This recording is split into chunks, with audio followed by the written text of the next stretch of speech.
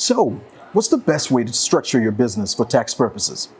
Generally, when you first start a business, or let's call it a side hustle, you usually start as a sole proprietor for tax purposes, meaning that it is just you and you don't even have to schedule an actual entity.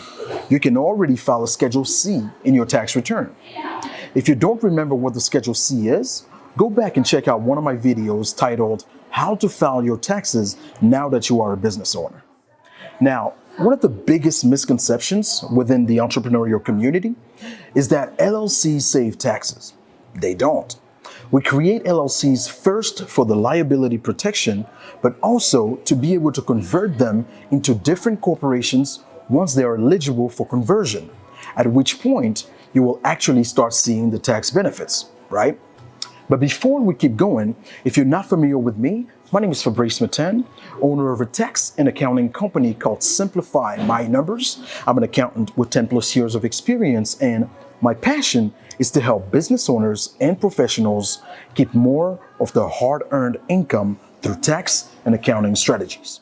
So, depending on the business you get into, I personally recommend setting up an LLC from the jump to make sure that any liabilities of the business stay separate from you, the business owner. And then, as soon as you reach a certain level of income, let's say at least $40,000 in net income or profit, or if you're confident that you'll get there, I want to convert that LLC into an S corporation. And here's why.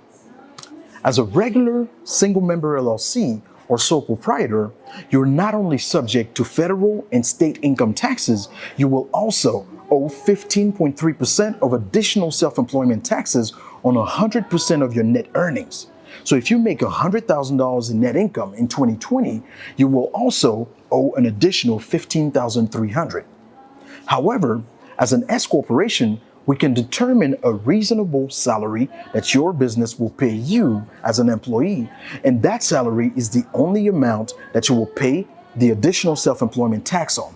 So in this case, if the business netted $100,000 in 2020, but that you only paid yourself, say, $40,000 as a salary, then you will pay the 15.3% only on that $40K, but not on the remaining $60,000, saving you $9,000 in employment taxes. That's where the fun begins, right? If you need more info on this, follow the link in the description to schedule a time.